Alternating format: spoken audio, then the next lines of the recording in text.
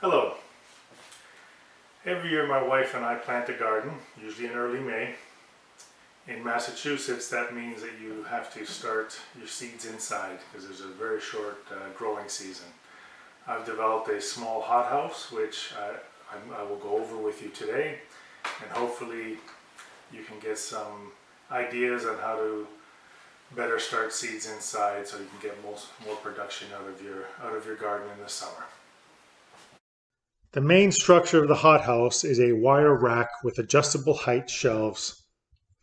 I put the shelves about 22 inches apart to allow 6 inches for the lights and 16 inches for the plant growth. The lights can be raised and lowered with some basic rigging to accommodate the plant height. The lights are regular T8 fluorescent lights. There are other lights that have more of the natural spectrum, but I find these work just fine. The important thing is the number of lumens, or light intensity, of your lights. The more lumens, the better. Just make sure that the lights do not get hot or they will burn the plants. You will need to get the lights close to the plants to give as much intense light as possible.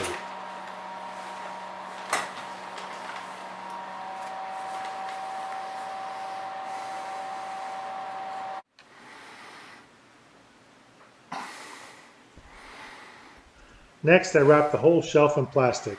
This will keep the heat in. I get asked about blocking the natural sunlight, but I find that any indoor system won't get much sunlight anyways, so I don't worry about it. When wrapping, duct tape and hooks are indispensable for providing quick access to the plants. The next thing I do is set up the seed trays. I don't use the thick plastic tray that is normally used to hold the seed plugs, but instead I use the clear plastic dome. This allows me to see if the tray needs water or not. I leave one of the plug trays out to allow access for easy watering.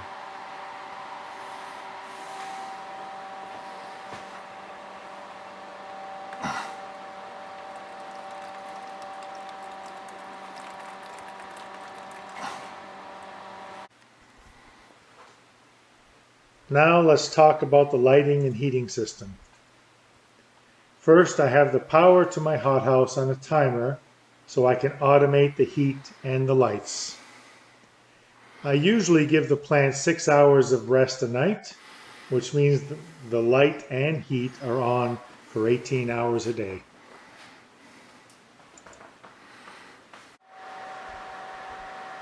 Next, I have a temperature controlled outlet. This particular one is a Bayrite BTC 211. It is important that your outlet has enough power to handle the heater and fan that we're going to put in the hothouse, or it will trip the circuit breaker and won't be effective at all. Mine supports 15 amps, which has worked just fine.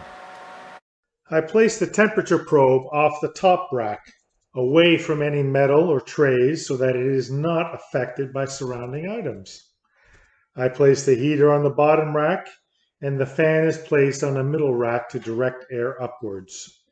This will quickly circulate the air and get the whole hothouse at an even temperature.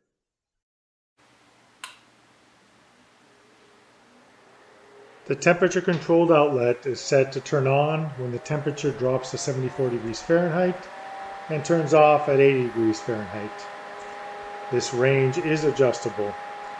Both the fan and the heater turn on and off in unison. And this is how it looks on the inside of the hothouse with the fan and the heater going at the same time.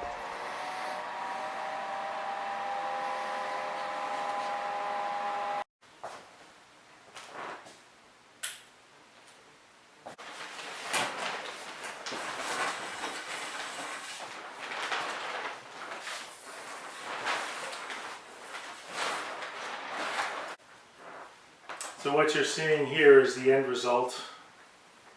We're going to be actually planting today, hopefully. Done very well with the peppers and the eggplant and the tomatoes. And I'll be going over the design to hopefully help you next year. Thank you. Good luck. and thanks for watching.